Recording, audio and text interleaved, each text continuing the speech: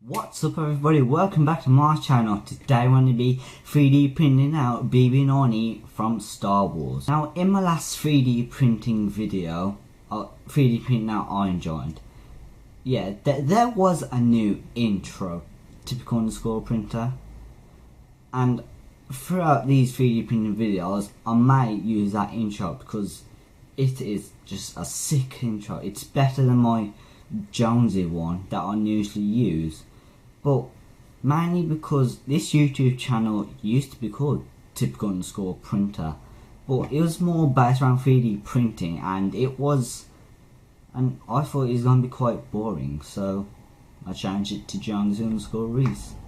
So if you like it, make sure you hit that subscribe button, hit that like button, and I hope you enjoyed this video. Let's get into it.